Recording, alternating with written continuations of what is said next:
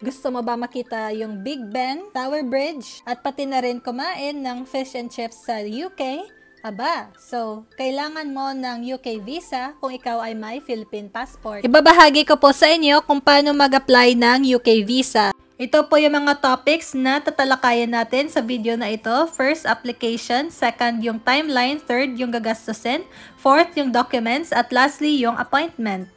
So, disclaimer, hindi po ako isang visa consultant and this is just for informational purposes only. And this is just based on my personal experience. So, the visa that I applied last year was a standard UK visitor visa and yun lang po yung i-explain ko. So, other purpose for business, study, unfortunately, hindi ko na po yun ma-explain kasi I have no experience on those. So, yung gagawin natin, we will be pulling up a search engine. In my case, Google po yung gamit ko at i-search ko po dito yung Standard UK Visitor Visa. So, ayan po yung result at ito na nga yung website na pwede kang mag-apply. So, you can go directly here, apply for a Standard Visitor Visa. So, if you're not sure what is this, you will be able to read the information sa website na ito. So, just to be sure, and if sure ka na standard visitor visa yung applyan mo, you can just go here directly. Apply online. So, apply now. You will click that link.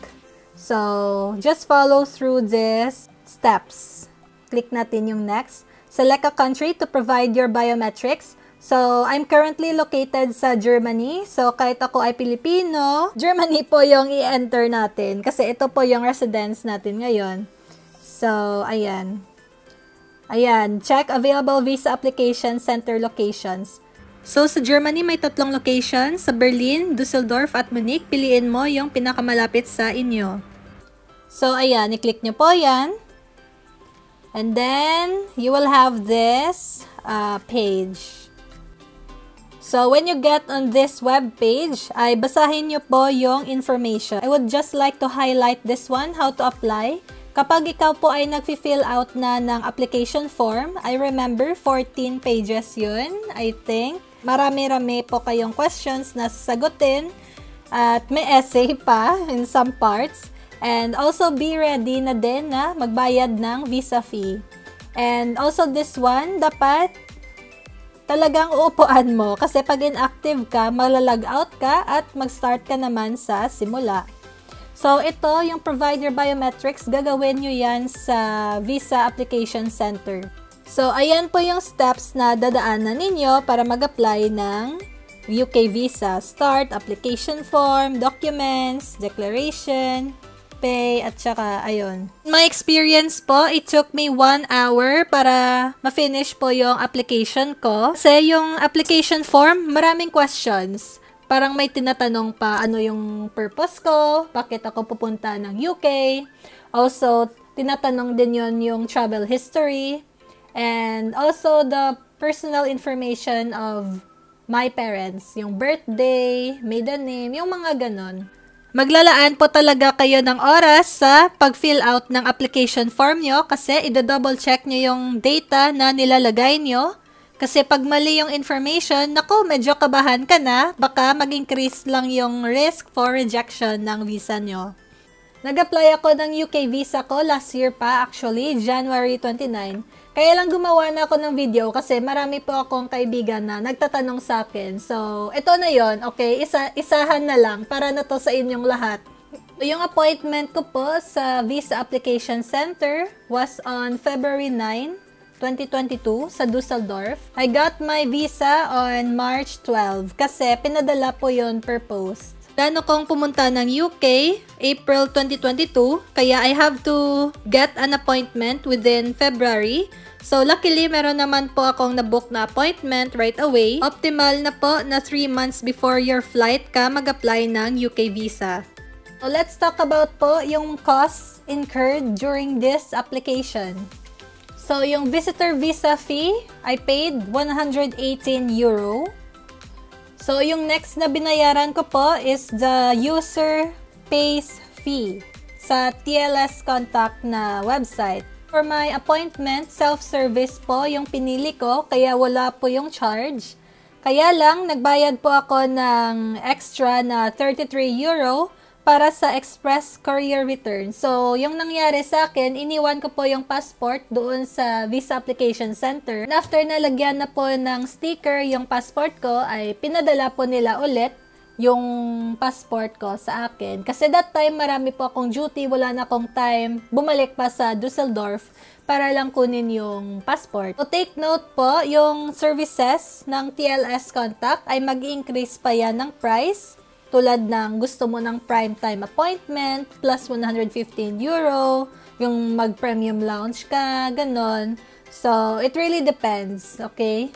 Wala na akong ibang extra service na kinuha, kaya yung total sa akin is around 220 euro. Let's talk about the documents na sinubmit ko for my UK visa application. So, unang-una, yung valid passport, yung residence ID ko dito sa Germany with translation, and also, nag-submit na din ako ng working contract, nag-send ako ng vacation leave dates, and also, I included my payslips, which is also translated into English.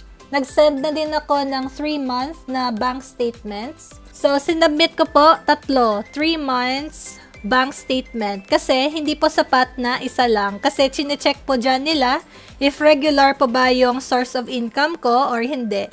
Kasi, pag may nakita silang one time na malaking deposit sa iyong bank account, aba, isa po yung red flag sa kahit anong visa na a-applyan ninyo. So, if concerned kayo na wala kayong pera sa bank statements na yun, ay don't worry. Kasi, naging ganyan din yung concern ko when I applied. It was like January, diba? Nag-apply ako ng visa. So, I submitted October, November, December. Yan po yung sinubmit ko na bank statements. And during those times, may vacation ako. Kaya, yung pera ko sa bank account ko ay talagang konting-konti na lang.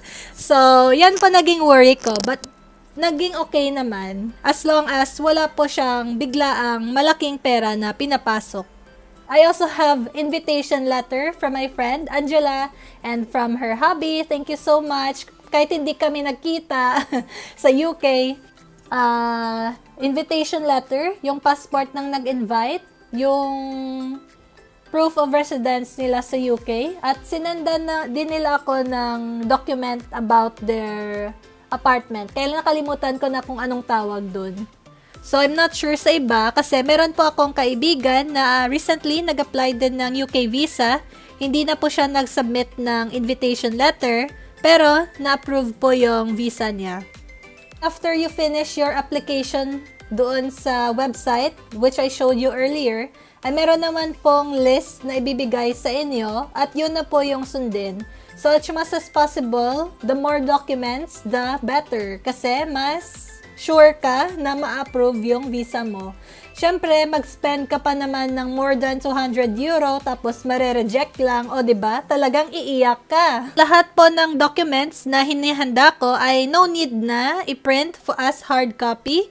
Kasi pag mag-appointment na kayo doon sa visa application center, yung hahanapin sa inyo yung first page ng application form na ipiprint nyo from the website or email. Hindi ko na maalala kung saan. Basta meron po yung application form, yung first page, yung passport mo, yung residence ID mo.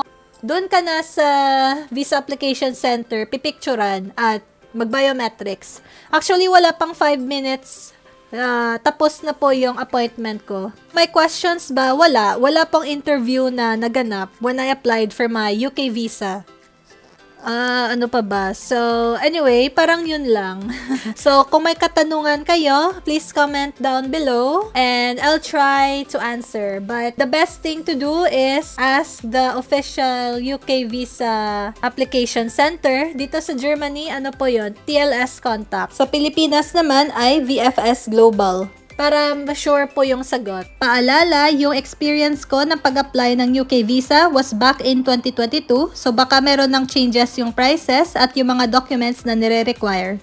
Thank you so much for watching. I hope you enjoyed. Please like and follow for more. At dito na nagtatapos yung video natin. Bye!